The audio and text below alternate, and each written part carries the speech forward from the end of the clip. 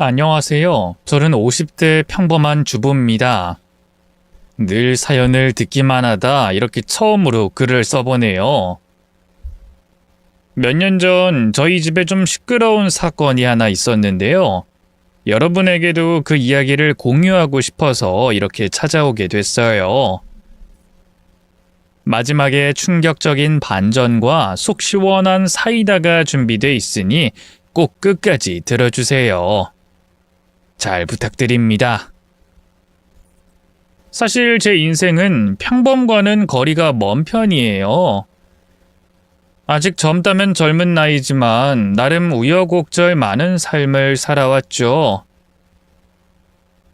태어나자마자 부모에게 버림받은 채 보육원에서 자란 건 얘기거리도 못 되고요. 자립지원금이라고 해서 정부에서 고아들에게 성인이 되면 주는 돈이 있는데요. 그것도 성인이 돼서 만난 첫 남자친구에게 사기당해 다 뺏기고 말았어요. 저는 사랑이라고 생각했는데 그 사람은 단순히 절 갖고 논 것뿐이었죠. 교통사고를 내는 바람에 합의금이 급하게 필요하다고 해서 돈을 빌려줬는데요. 돈을 준 다음 날부터 연락이 잘 안 되더니 갑자기 잠적해버렸어요. 바로 경찰에 신고하면 잡을 수 있었을지도 모르는데 바보같이 뭔가 사정이 있겠거니 하고 한 달을 기다렸네요. 물론 끝내 그 사람은 아무런 연락이 없었고요. 다신 제 앞에 나타나지 않았네요. 자본주의 사회에서 돈이 없다는 건 참 비참한 일이었어요. 성인이 돼 보육원을 졸업했으니 당장 잠잘 곳도 없었고요. 배가 등가죽에 달라붙을 것처럼 허기지는데도 쌀 한 톨 먹을 수가 없었죠. 급한 대로 잠자리를 제공해주는 일자리를 알아보기 시작했어요.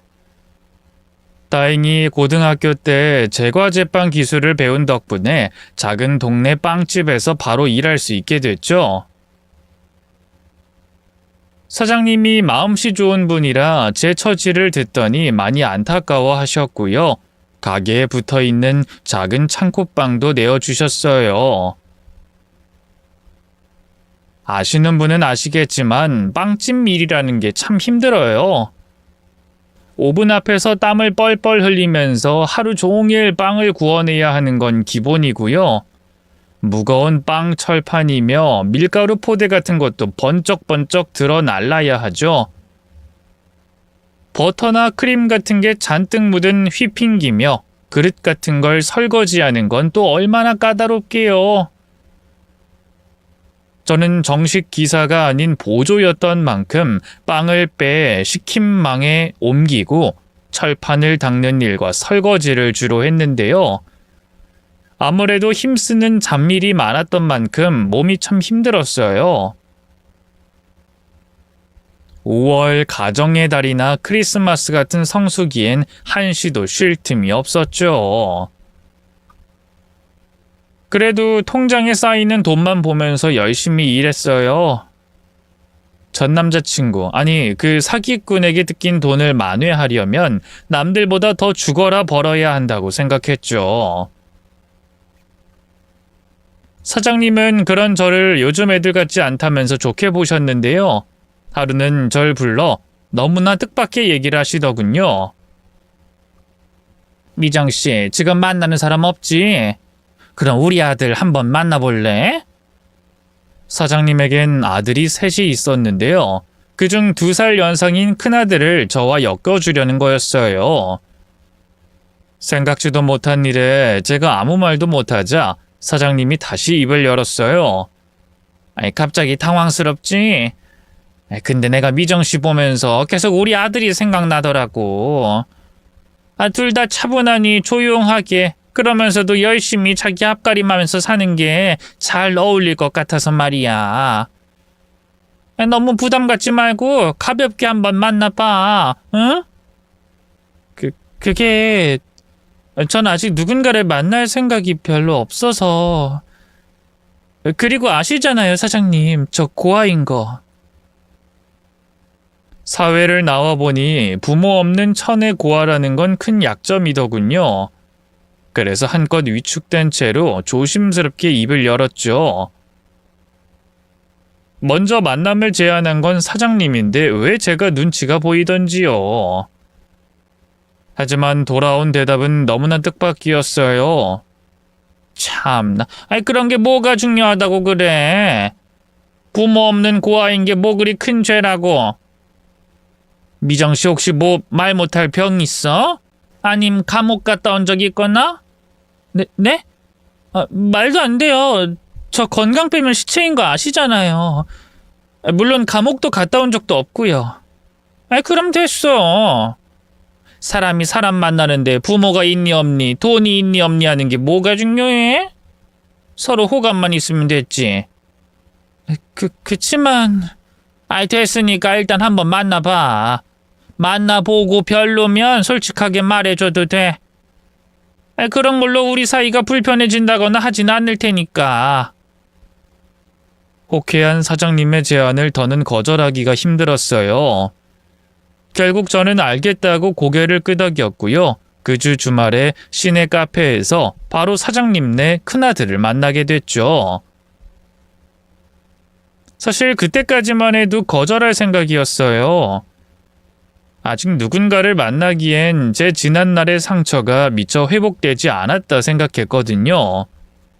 그런데 웬걸, 막상 만난 사장님네 아들은 너무나 괜찮은 사람이었어요. 훤칠하니 큰 키에 남자답게 잘생긴 외모도 호감이었고요. 로맨스 영화와 판타지 소설을 좋아하는 취향도 너무 잘 맞더군요. 저는 거절할 생각으로 나갔다는 것도 있고 그 남자와 거진 3시간을 수다만 떨었어요. 오랜만에 마음이 통하는 또래와 만나 대화를 나누니 그렇게 행복할 수가 없더군요. 나중에 헤어질 때 그 사람이 그러더라고요. 저 실은 오늘 거절할 생각으로 나왔거든요. 지금 회사 들어간 지 얼마 안 돼서 아직 누굴 만나고 할 여유가 없어서. 제가 원체 연애나 이런 거에 관심이 없기도 했고요. 근데 부모님이 하도 한 번만 만나보라고 상화라 어쩔 수 없이 나온 거였는데 안 나왔으면 후회할 뻔했습니다. 오늘 너무 즐거웠거든요. 괜찮다면 다음 주말에 또 만나고 싶은데 미정 씨는 어떠세요? 거절할 이유가 없었어요. 저는 그 자리에서 냉큼 좋다고 말했고요. 그 다음 주에도 그 사람을 만나 데이트를 했죠. 역시나 1시간이 1분처럼 느껴질 정도로 너무 즐겁더군요. 두근두근 설레기도 했고요. 저희는 그로부터 정확히 3번을 더 만난 뒤 연인 사이로 발전했어요. 그리고 열렬하게 연애한 지 1년 만에 정식으로 식을 올리게 됐죠. 감사하게도 시부모님은 두 팔 벌려 환영해 주셨고요. 남편 밑으로 2살, 4살 터울의 시동생들도 저를 형수님, 형수님 하면서 잘 따랐네요. 생전 처음으로 생긴 가족에 얼마나 행복했는지 몰라요. 천의 고아이던 시절엔 홀로 황량한 벌판을 걷는 기분이었는데요.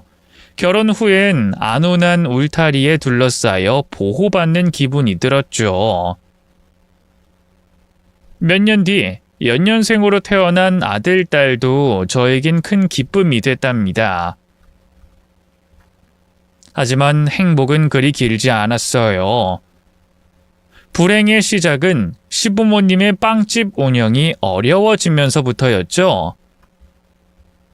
그때까지만 해도 저는 틈틈이 시부모님 가게 일을 계속 돕고 있었는데요. 가게 근처에 대형 베이커리 2개가 연달아 들어서면서 눈에 띄게 손님이 줄었어요. 나름 가격 할인도 해보고 신메뉴도 내봤는데요. 아무래도 영세업자들은 대형 프랜차이즈를 상대로는 승산이 없더군요. 결국 시부모님이 운영하던 빵집은 얼마 안가 문을 닫고 말았습니다. 문제는 시부모님이 변변한 노후 대비를 해놓지 않았다는 거였어요. 내리 삼명제를 키우다 보니 하루 벌어 하루 먹고 사는 형편이었고요. 이렇다 할 보험이나 연금도 없었죠. 그런 상황에서 가게 경영 악화로 약 5천만 원의 빚이 생겨버렸고요. 그건 고스란히 남편이 갚아야 할 몫이 돼버렸죠. 그래도 나름 남편 다니는 직장이 업계에선 1, 2위를 다투는 대기업이었거든요. 남편이 또래 동기들에 비해 승진도 빨랐던 편이라 벌이도 나쁘지 않았고요. 그래서 허리띠를 졸라매면 빚을 조금씩 갚으면서 어떻게든 살 수는 있겠다 싶었는데 엎친 데 덮친 격이라고 해야 할까요? 그쯤에 시어머니가 유방암에 걸리고 말았어요. 다행히 초기에 발견해 수술과 항암 치료만 하면 생명에 큰 지장은 없었는데요. 이렇다 할 보험 하나 없다 보니 병원비가 어마어마하게 나오더군요. 역시나 그 돈도 오롯이 남편이 책임져야 했죠. 솔직히 좀 답답했어요. 두 시동생도 당시 군대 다녀오고 대학 졸업한 성인이었는데 전문대 졸업에 이렇다 할 기술도 없어서 그런가 영 취직을 못하더군요. 저 같으면 집안 상황이 이러니 우선 급한 대로 막일이라도 해볼 텐데 너무 오냐오냐 커서 그런가 아님 남편 때문에 보는 눈이 높아진 건가 둘 다 대기업 사무직이 아니면 싫다 하더군요. 남편 벌이로 시댁 식구들 생활비에 시어머니 병원비 그리고 대출 이자까지 감당하다 보니 가계부는 자꾸만 구멍이 났어요. 무엇보다 한창 자라는 저희 아이들에게 마음껏 예쁜 옷, 맛있는 음식을 사줄 수 없다는 게 큰 스트레스더군요. 당시 두 아이 다 유치원을 다니고 있었는데요. 원비마저 부담이 될 정도였으니까요. 결국 남편과 상의 끝에 저도 다시 일을 하기로 했어요. 다행히 전에 따둔 제과제빵 자격증과 경력이 있어 한 개인 카페에 직원으로 들어갈 수 있었죠. 월급은 그리 많지 않았지만 그래도 아이들에게 들어가는 돈 정도는 충분히 감당이 됐네요. 제가 일하고 있을 때 애들은 주로 시아버지가 봐주셨고요. 시어머니도 항암 치료가 끝난 뒤엔 몸이 허락하는 한까진 아이들을 챙겨주셨어요. 그러면서도 제게 참 미안해 하셨죠. 어머마 미안하다. 괜히 나 때문에 너만 고생하는구나. 어쩌면 내가 암에 걸렸던 것도 하늘의 뜻일지 모르는데 차라리 치료받지 말고 그냥 떠날 것을. 어머님 그게 무슨 말씀이세요? 치료받고 이렇게 건강해지셨는데 앞으로 50년은 더 사셔야죠. 내가 면목이 없다. 빵집 할 때도 널 그렇게 고생시켰는데 빵집 문 닫고도 이렇게 널 부려먹다니. 부려먹다뇨. 저야말로 아픈 어머님한테 저희 애들 떠맡겨서 너무 죄송한걸요. 아이 죄송하긴.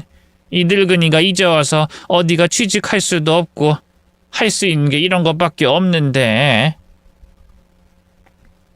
시부모님은 제가 시집 온 뒤로 고생만 시켰다면서 늘 미안해 하셨어요.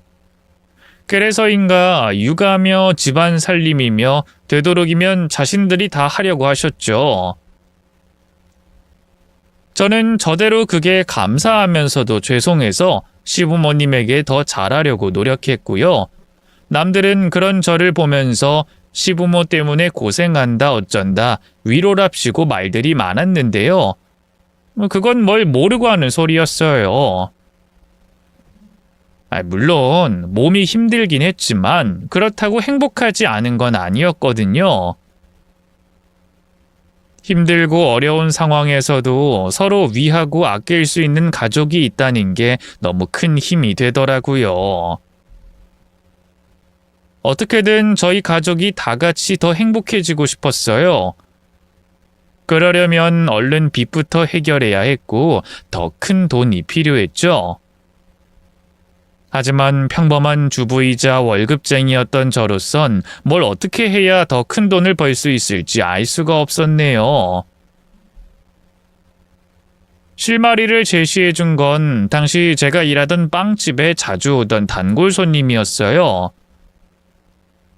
하루 한 번은 꼭 오는 분이다 보니 이런저런 사적인 대화도 많이 나눴는데요. 알고 보니 그분이 주식 쪽으로는 일가견이 있는 분이더라고요. 그때까지만 해도 저는 주식의 주자도 모르는 문외한이었는데요.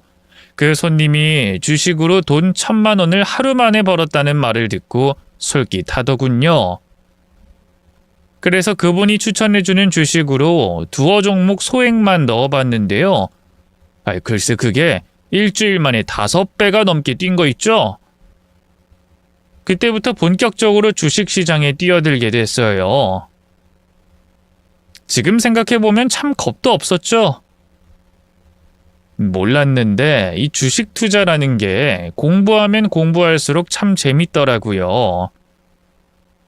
지금이야 유튜브에서 초보자도 쉽게 배울 수 있지만 그땐 그렇지도 않아서요. 매일 저녁 도서관에 출근해 주식책을 한 권씩 독파해 나갔죠.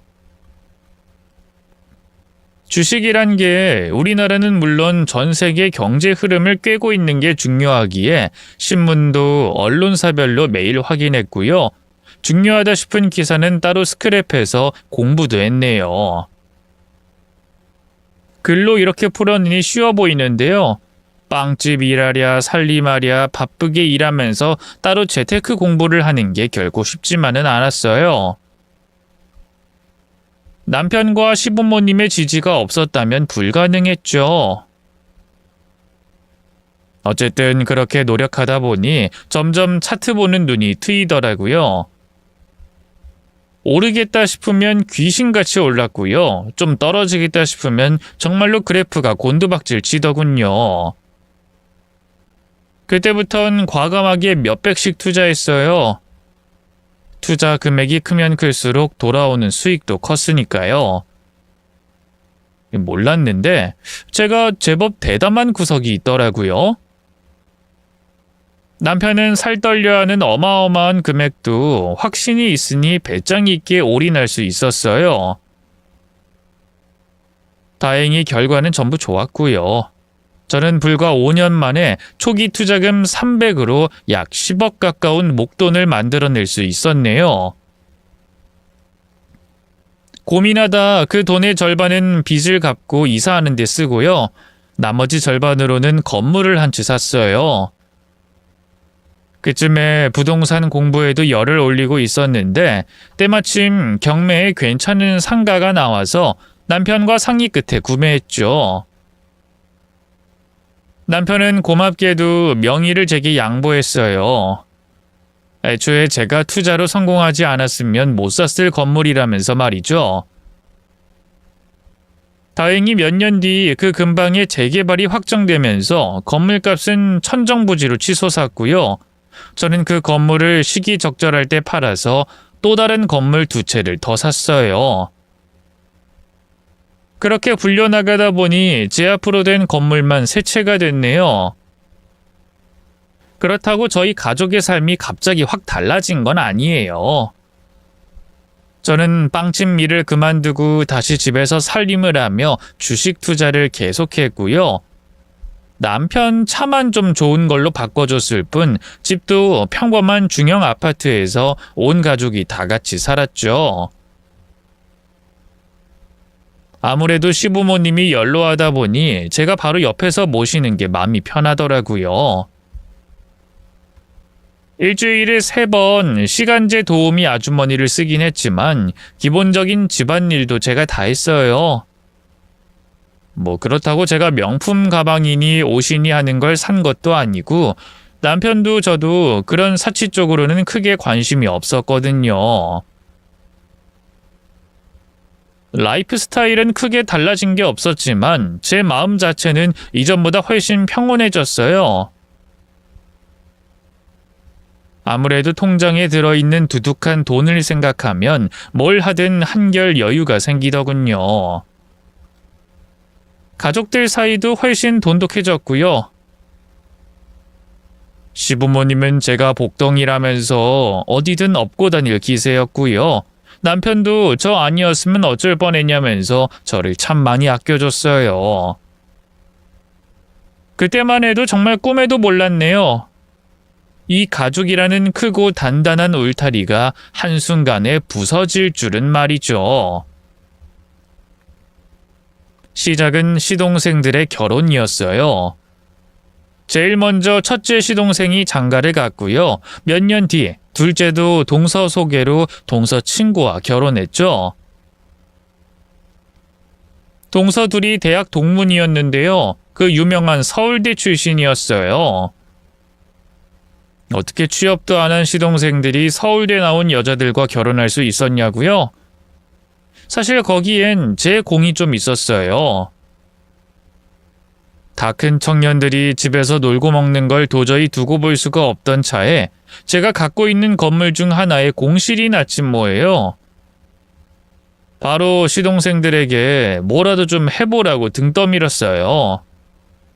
하지만 둘 다 영 갈피를 못 잡기에 결국 제가 주변 상권을 다 알아보고 공부해서 고깃집을 차렸죠. 알아보니 주변에 회사는 많은데 회식할 만큼 넓은 고깃집이 하나도 없더라고요. 그래서 인테리어도 좀 요즘 젊은 사람들 취향에 맞게 꾸미고요. 따로 조용하게 먹고 마실 수 있는 룸도 몇 개 만들어서 고깃집을 열었어요. 점심시간엔 직장인들 대상으로 제육볶음과 삼겹살 정식도 판매했죠. 사실 요식업은 한 번도 해본 적이 없어서 좀 두려웠는데요. 의외로 반응이 크게 오더라고요. 3개월 만에 인근 회사원들 사이에서 맛집으로 입소문이 나면서 매출이 껑충 뛰었어요. 시동생 둘로는 모자라서 알바생들도 여럿 더 뽑았고요. 맘 같아선 그쯤에서 전 빠지고 싶었는데요. 시동생 둘 다 장사엔 영 소질이 없더라고요. 아니 도대체 남편과 어떻게 한 배를 타고 난 건지 이해가 안 갈 정도로 둘 다 참 일머리가 없더군요. 결국 제가 실질적인 가게 운영을 하고요. 두 사람은 가게 바지 사장 노릇을 했네요. 그래도 제가 시킨 일은 열심히 하니까 밉진 않았어요. 시동생 둘 다 자영업이긴 해도 어쨌든 밥벌이는 하게 됐잖아요. 남편 닮아 허우대는 멀쩡하니 잘생겨서 그런가 금세 여자친구도 사귀고 다 하더군요. 그러다 첫째 시동생이 결혼을 앞두고 제게 뜻밖의 부탁을 하더군요. 저기 형수님, 저 할 말이 있는데요. 저 이번에 결혼하면 형수님이 더는 가게에 안 나왔으면 하는데 그게 갑자기 무슨 말이에요? 언젠 저 없으면 안 된다면서요. 저랑 경업이도 이제 그만 형수한테서 졸업해야죠. 언제까지 의지만 할 수는 없잖아요. 또 수정이가 그 가게 지분이 오롯이 저랑 경업이한테만 있는 줄 알거든요. 형수가 차려준 거 알면 저 능력 없다고 생각할까봐. 안 그래도 처가에서 절 좋게 안 봐서요. 부탁 좀 드릴게요. 사실 저희 시동생들이 동서들에 비해 여러모로 기울어지는 건 사실이었어요. 둘 다 서울대는커녕 전문대도 간신히 졸업했고요. 이렇다 할 경력도 없었으니까요. 그나마 내세울 수 있는 게 시내에서 대형 고깃집을 운영하고 있다는 건데 그것도 제가 차려준 밥상이라는 걸 동서들이 알아봐요. 얼마나 기분이 그렇겠어요. 시동생들 처가 쪽에서도 안 좋게 볼 게 뻔했고요. 어려운 얘기라는 거 아는데 부탁드릴게요, 형수님. 그 창업 비용이랑 임대료 같은 건 매출에서 차차 갚아 나갈 테니까. 됐어요. 가족끼리 무슨. 어쨌든 무슨 말하는지 알겠으니까 더는 얘기 안 해도 돼요. 앞으로 가게엔 안 나올게요. 차라리 잘 됐네요. 나도 이제 장사 그만하고 내 시간 좀 갖고 싶었는데. 시동생에겐 아무렇지 않은 척했지만 솔직히 섭섭하기도 했어요. 거의 제가 키우다시피 한 가게였으니까요. 하지만 제 욕심으로 괜히 시동생 결혼이 틀어지면 큰일이잖아요. 저도 슬슬 가정과 주식 투자 일에 집중하고 싶기도 했었고요. 뭐 좋은 게 좋은 거라고 애써 위로하면서 그렇게 고깃집 일엔 완전히 손을 뗐죠. 자연스레 둘째 동서도 아무것도 모른 채 시집을 왔고요. 동서 둘이 결혼 전부터 알던 사이니 어울리기 힘들 거란 생각은 했는데요. 생각보다 더 제게 곁을 주지 않더군요. 그래도 어떻게든 잘 지내보려고 노력했는데요. 둘째 동서가 시집 오고 돌아온 첫 명절에 모든 게 어그러지고 말았어요. 당시 저희는 차례 음식 준비를 직접 했거든요. 사다 쓰거나 일하는 아주머니에게 부탁할 수도 있었지만 시어머니가 영 내켜하지 않으셔서요. 옛날 분들이 다 그렇잖아요. 손수하는 정성을 보여야 복이 온다고 생각하셨죠. 그렇다고 시어머니가 명절 차례 음식을 며느리들에게만 다 떠넘기는 분은 아니었어요. 오히려 며느리들에겐 가만히 있으라 하고 자신이 분주하게 움직이는 편이었죠. 하지만 그렇다고 암투병까지 했던 시어머니 혼자 일하게 둘 순 없잖아요. 그래서 저도 옆에서 부지런히 부엌 일을 거들고 있었는데요. 글쎄 동서 둘이 일하는 신용을 좀 하나 했더니만 어느 순간부터 작은 방에 들어가 나오질 않는 거예요. 뭐 하나 들여다봤더니 핸드폰이나 들여다보면서 낄낄대고 있더군요. 그래서 최대한 부드러운 어투로 얘기했어요. 동서들, 전 마저 붙여야 하는데 꼬집 끼우는 것 좀 도와줄래? 한 명은 어머님 나물 무치는 것 좀 도와주고. 그러자 동서들의 안색이 바로 어두워졌어요. 그중 큰 동서가 먼저 입을 열더군요. 형님, 저희 계속 일하다 이제 좀 쉬는 거잖아요. 너무 눈치 주시는 거 아니에요? 아니, 난 눈치 주려는 게 아니라 솔직히 그냥 사다 쓰면 편한 걸 왜 이렇게까지 하는지 모르겠어요. 이것도 일종의 시집살이 아닌가요?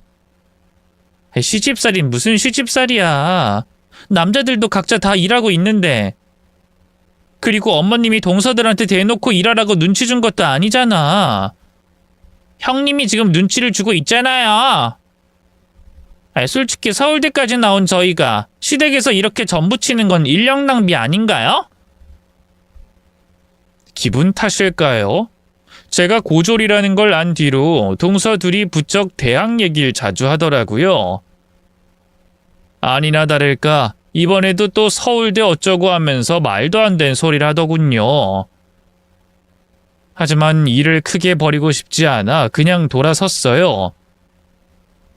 밖에 다른 가족들이 열심히 일하고 있기도 했고요. 하지만 그게 화근이었던 걸까요?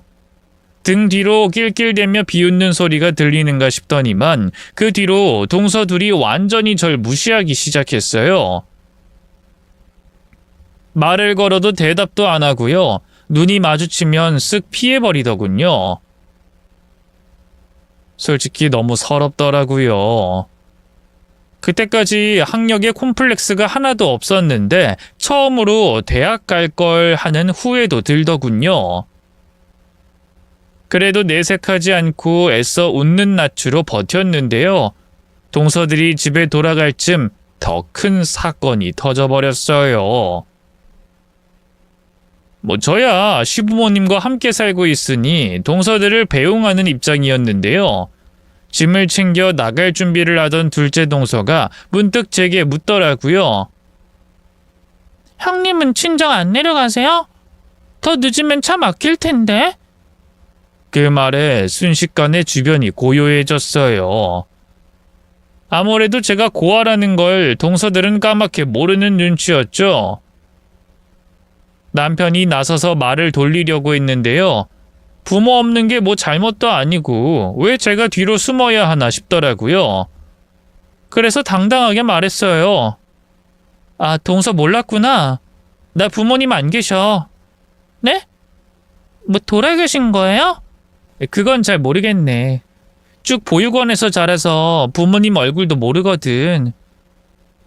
그 순간 전 보고 말았어요. 동서들의 얼굴에 스치는 경멸의 빛을 말이죠. 시부모님이 계셔서 그런가 크게 내색하진 않았는데요. 전 똑똑히 느낄 수 있었죠. 아니나 다를까 그날 이후 동서들은 절 대놓고 무시하기 시작했어요. 시부모님 생신이나 어버이날을 준비할 땐 제게 의견도 묻지 않고 둘이 멋대로 정하고요. 어쩌다 형제들끼리 밥이라도 먹는 날이면 제게 말도 걸지 않았죠. 제가 무시받는 건 상관없었는데요. 제일 견디기 힘든 건 제 자식들마저 팔푼이 취급을 받는다는 거였어요. 딸은 그래도 남편을 닮아 제법 공부머리가 있었는데요. 큰아들은 영 학교에 적응을 못해서 결국 자퇴하고 검정고시를 준비하고 있었거든요. 근데 동서들은 은근히 유전이 어쩌고 하면서 제 탓을 하더군요.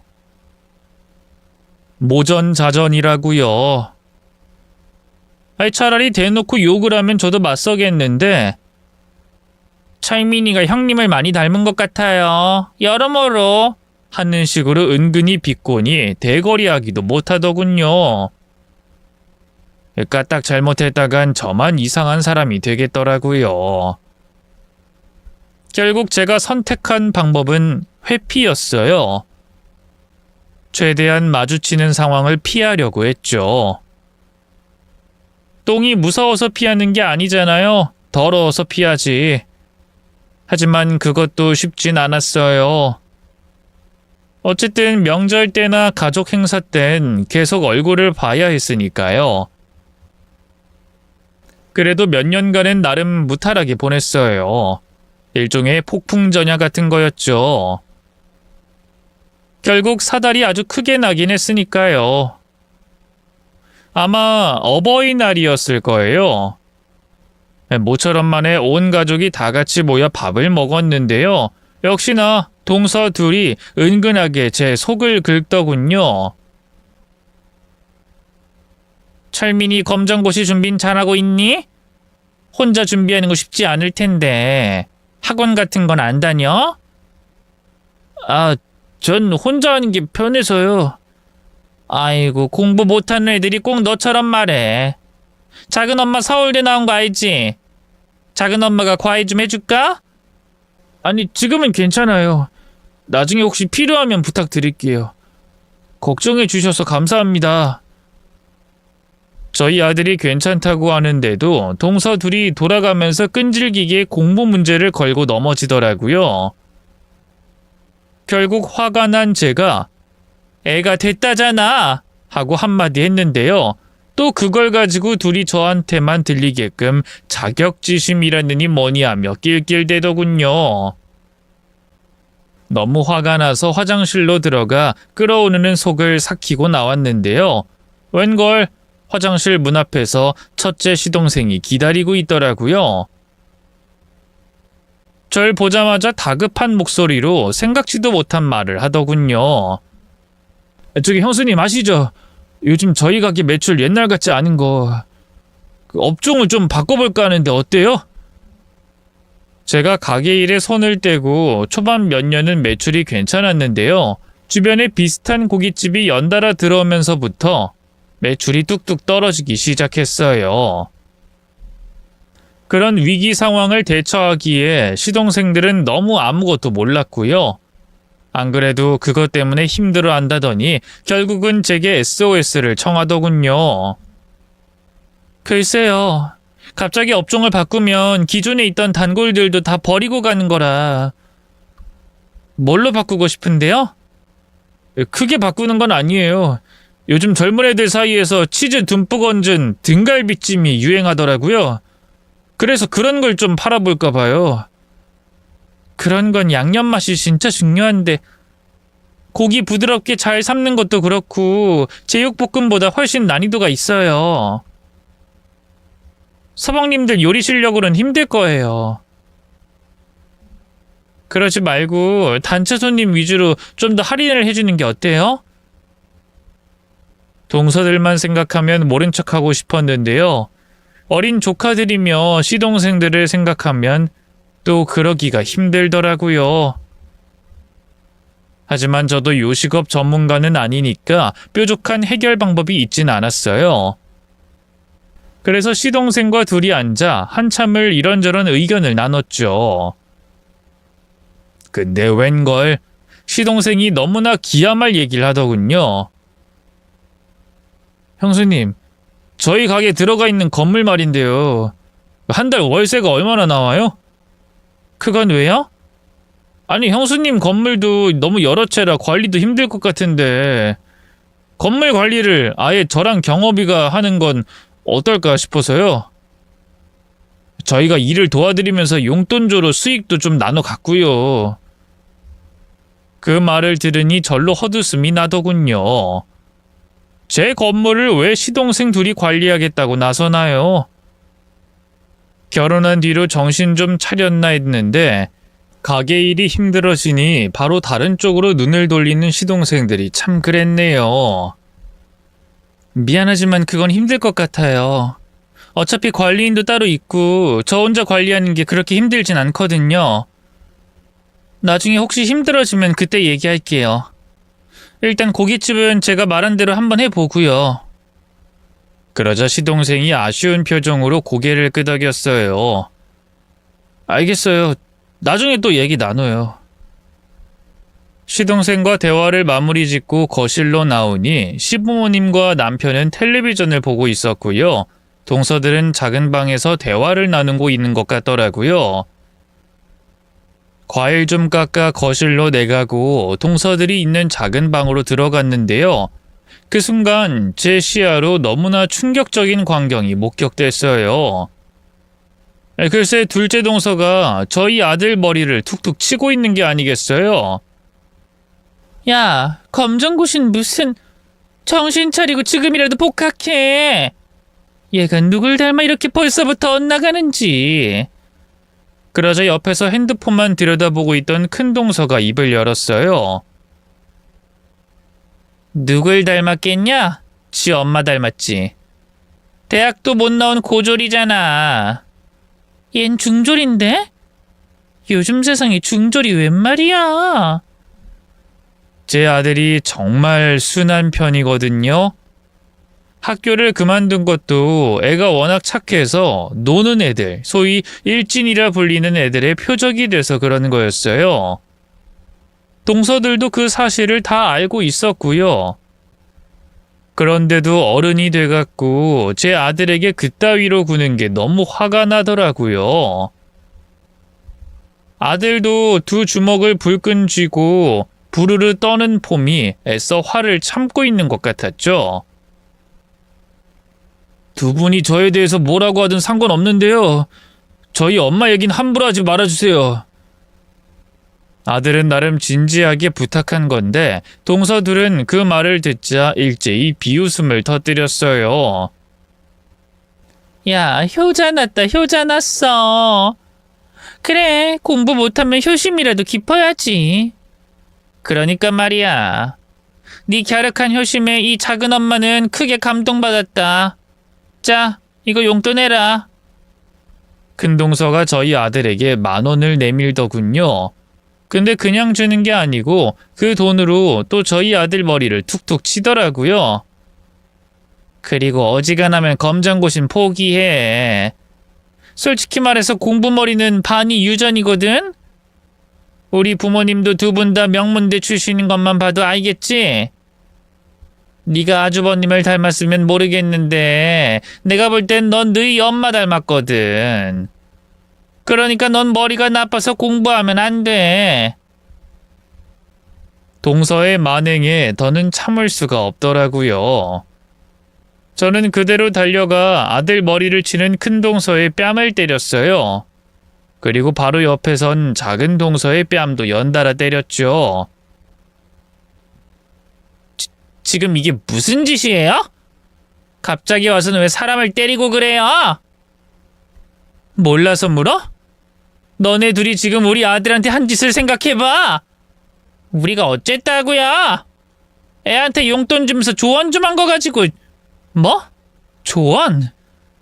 니들이 뭔데 내 아들한테 조언을 하니마니 해? 참나. 우리 무슨 대학 나왔는지 몰라요? 서울대잖아요. 서울대.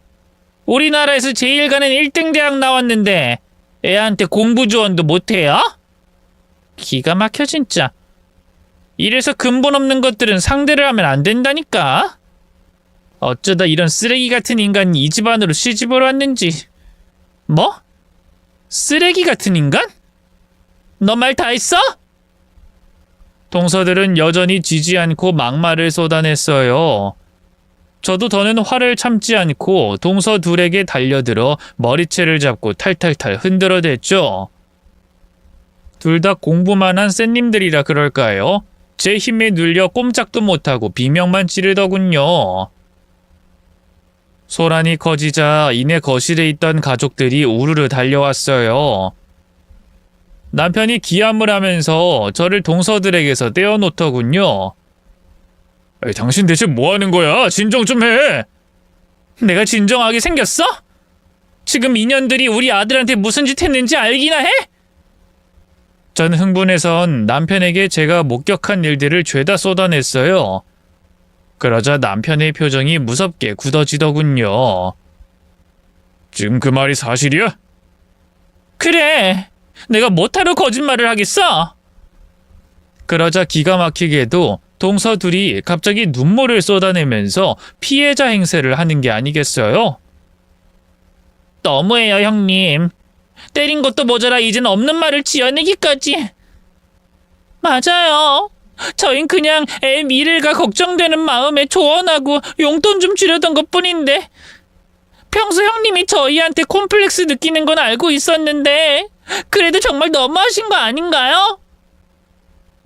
둘이서 어찌나 연기를 잘하던지 모르는 사람이 보면 깜빡 속아 넘어가겠더군요.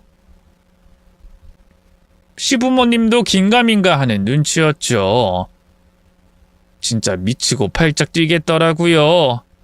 그런데 바로 그때였어요. 그때까지 잠자코 있던 아들이 갑자기 주머니에서 핸드폰을 꺼내더군요.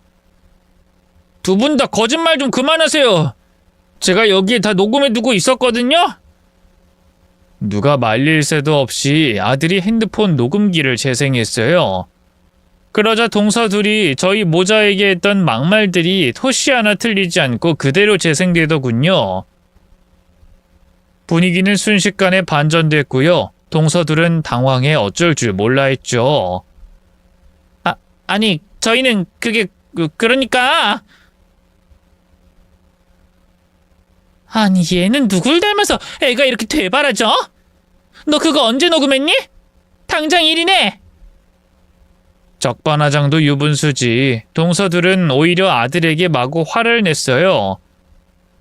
감히 어른 동의도 없이 녹음을 했다는 둥 하면서 말이죠. 화가 난 제가 다시 앞으로 나서려던 순간이었어요. 갑자기 시동생 손을 잡고 있던 조카가 입을 열더군요. 아빠, 엄마가 저렇게 큰엄마한테 함부로 해도 돼? 우리 가게 건물주라며.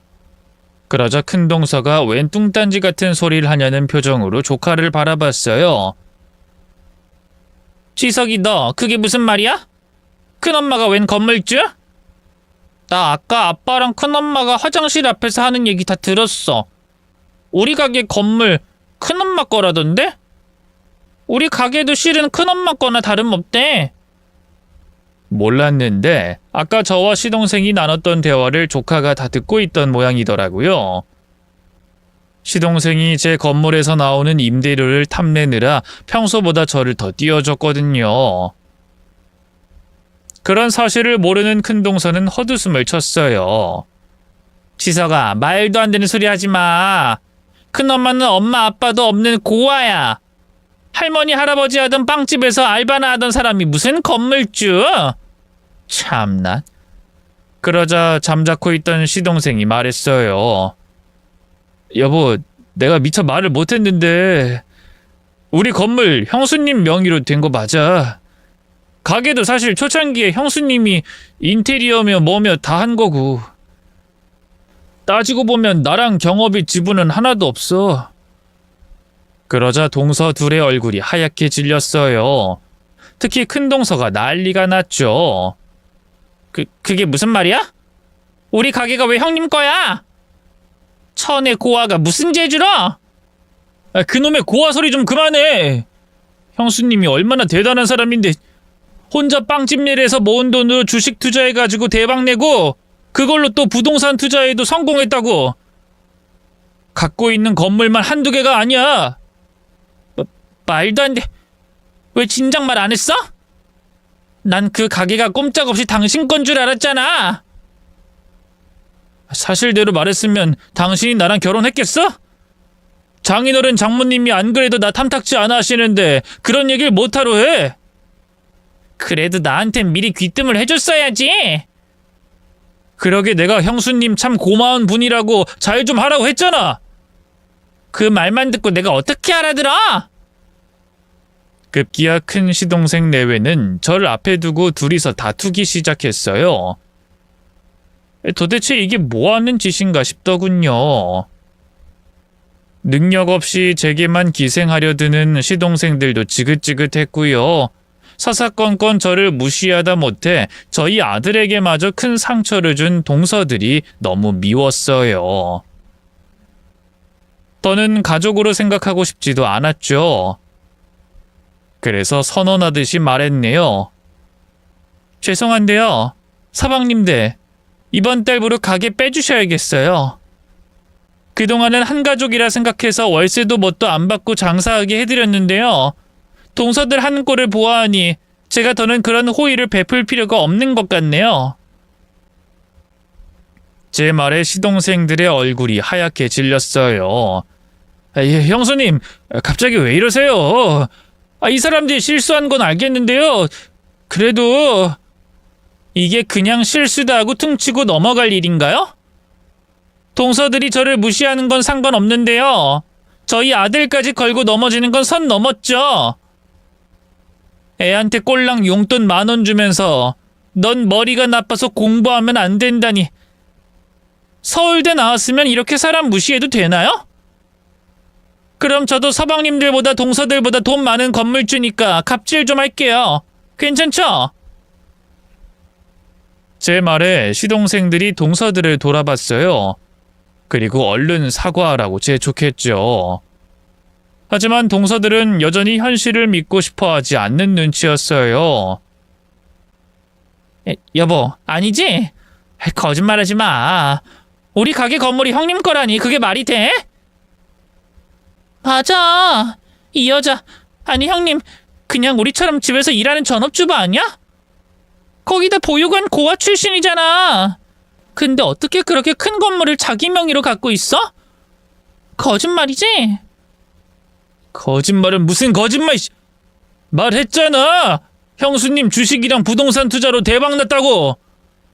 지금도 전문 트레이더로 계속 활동 중이라고. 트레이더? 그게 뭔데?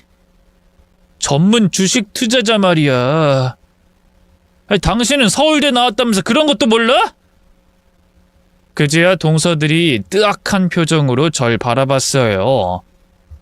전 그런 동서들을 향해 천천히 입을 열었네요. 그동안 전업으로 일하는 동서들이 위화감 느낄까봐 굳이 얘기 안 한 건데 내가 주식으로 돈 꽤나 벌었거든.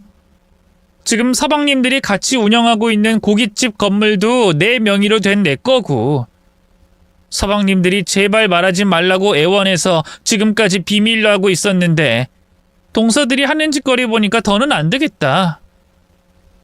아까도 말했지만 이번 달 안에 건물 빼줘. 알았지? 동서들은 하얗게 질린 얼굴로 절 보다 자기들끼리 시선을 주고받았어요. 그리고는 무언가를 결심한 사람처럼 입술을 앙 다물고 제게 다가오더군요. 형님, 저흰 정말 몰랐어요. 그 건물이 설마 형님 건물일 줄은. 알았다면 절대로 형님에게 함부로 굴지 않았을 거예요.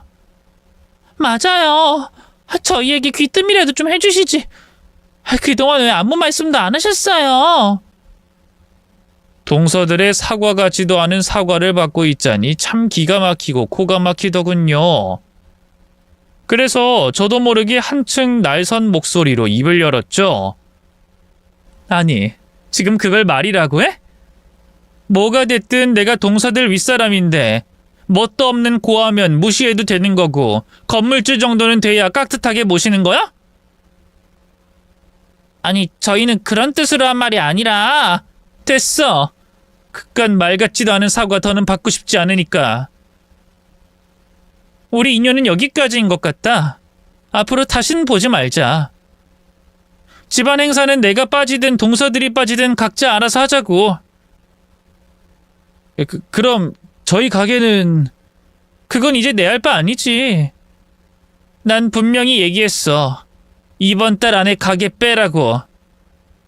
어차피 정식으로 계약 맺고 월세 받던 것도 아니라 그냥 쫓아내도 서방님들하고 동서들은 할 말 없는 거 알지?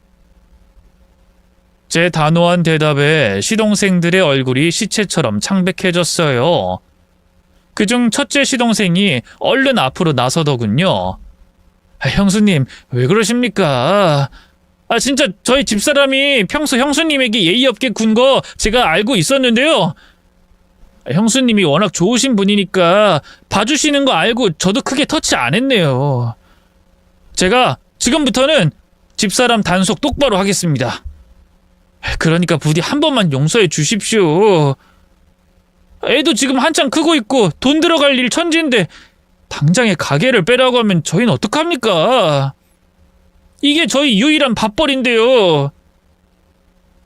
시동생의 간절한 애원에도 전 그저 잠자코 서 있었어요. 그러자 시동생이 동서들의 어깨를 눌러 억지로 무릎 꿇리더군요. 뭐하고 서 있어? 얼른 잘못했다고 빌어! 빌라고! 쭈뼛대던 동서들이 제 앞에 고개를 조아렸어요. 그리고 두 손을 모아 싹싹 빌기 시작하더군요. 형님, 저희가 잘못했어요. 제발 저희 애를 봐서라도 한 번만 용서해 주세요. 네? 부탁드려요, 형님. 다신 이런 일 없을 거예요. 급기야 동서들은 눈물까지 흘리기 시작했는데요. 글쎄요. 제가 볼 땐 진정성이 하나도 느껴지지 않았어요. 애초에 가게를 잃는 게 무서워서 하는 사과인데 뭐 얼마나 진심으로 반성하고 있겠어요? 남편도 그걸 알았는지 절 대신에 말하더군요. 됐으니까 그만합시다. 나름 우리나라 최고 명문대 나온 사람들이 어쩜 그렇게 일차원적이고 속물적인지. 이걸 진작에 알았으면 내가 먼저 쫓아냈을 텐데. 저희는 이만 가보겠습니다. 어머니 아버지, 나중에 따로 연락드릴게요. 남편은 그 말을 끝으로 짐을 챙겨 절 데리고 나왔어요. 아이들도 말없이 뒤따라 나왔죠. 그러자 동서들이 허둥지둥 달려와 절 붙잡았는데요. 매몰차게 뿌리치고 뒤도 돌아보지 않고 나왔답니다. 시부모님에겐 나중에 따로 연락해서 죄송하다고 사과드렸는데요. 다행히 제 편을 들어주시더라고요. 그동안 왜 말 안 했냐고, 앞으로는 불편한 일 없게 하겠다고 약속하시더군요. 저희 가고 나서도 동서들에게 엄청 뭐라고 하셨대요. 아무래도 시부모님과 남편을 생각하면 마음이 좀 약해져서 가게를 빼는 건 물릴까 생각도 해봤는데요. 오히려 시부모님과 남편이 적극적으로 나서더라고요. 이제 시동생들도 정신을 좀 차려야 한다면서요. 그래서 결국 시동생들이 운영하던 고깃집은 그달 말을 끝으로 쫓아냈어요. 안 나가려고 버티는 걸 따로 사람까지 써서 내보냈죠. 그 일로 시동생들 내외와는 완전히 틀어졌고요. 완전히 연을 끊게 됐네요. 평소에도 연락하지 않는 건 물론이고요. 명절이나 집안 행사 때도 얼굴을 보지 않고 있답니다. 냈다 집안 어르신들한테 저희 부부 욕을 얼마나 했던지요. 다들 저희에게 한 식구끼리 너무하다고 좀 봐주라고 오지랖을 부리기도 했는데요. 다행히 시부모님이 그럴만 했다고 저희 편을 들어주셔서요. 지금은 저희 부부도 별 뒷말 없이 잘 지내고 있답니다. 건너 건너 듣자 하니 두 시동생네는 인생 내리막길을 걷고 있더라고요. 저희 건물에서 쫓겨난 뒤로 가게를 옮겼는데요. 거진 단골 장사였던지라 이전 후엔 파리만 날리고 있나 봐요. 매출이 계속 마이너스라 직원들 월급은 물론 월세 낼 돈도 없다 하대요. 결국 빚만 계속 쌓여 조만간에 가게를 정리할 생각인 것 같아요. 덕분에 동서들은 아주 죽을 맛인가 봐요. 전업주부로 팽팽 놀던 사람들인데 큰 동서는 지금 마트 캐셔로 일하고요. 둘째 동서는 건물 청소 일을 하고 있다 하대요. 아무리 서울대 나왔으면 뭐하나요? 이렇다 할 경력도 뭣도 없는 전업주부면 결국 굳은 일을 전전할 수밖에 없는걸요. 한때 가족이라 여겼던 만큼 씁쓸한 마음이 드는 것도 사실인데요. 이제 남보다도 못한 사이가 된 만큼 더는 신경 쓰지 않으려고 합니다. 현재 저는 누구보다 잘 살고 있어요. 건물에서 나오는 월세 덕분에 손에 물 한 방울 안 묻힌 채 살고 있고요. 자식 농사도 동서들보다 더 성공했답니다. 아들이 원체 공부엔 흥미가 많이 없었는데요. 제가 동서들한테 무시당하는 걸 보고 생각이 많았나 봐요. 언젠가부터 책상 앞에 붙어 책을 읽기 시작하더니 검정고시도 한 번에 붙고요. 지금은 서울대가 뭐예요? 누구나 이름을 들으면 다 알만한 미국 명문대에서 공부 중인걸요. 딸도 의대 들어가서 지금 한창 의사들 공부 중이고요. 주변 엄마들이 얼마나 부러워하는지 몰라요. 물론 동서들도 배 아파 미치려고 하고요. 건너 듣기로는 조카들은 학교에서 말썽만 부릴 뿐 영 성적이 안 나오는 것 같더군요. 따로 학원을 보내거나 과외를 시키고 싶어도 뭐 그럴 돈이 있어야죠. 어쨌든 이렇게 글로나마 제 지난 날을 풀어보니 참 한 치 앞도 모르는 게 사람 인생이다 싶어요. 보육원에서 배 골무며 살던 천의 고아가 이렇게 건물주가 돼 떵떵거리며 살 줄 누가 알았겠어요? 이제 저는 더는 외롭지 않아요. 여전히 저를 최고 예쁘다 해주는 남편과 장성한 자식들이 있으니까요. 이제 자식들이 시집장가 가서 귀여운 손주 녀석들만 안겨주면 더 바랄 게 없겠네요. 긴 얘기 들어주셔서 고맙습니다. 모두 건강하세요.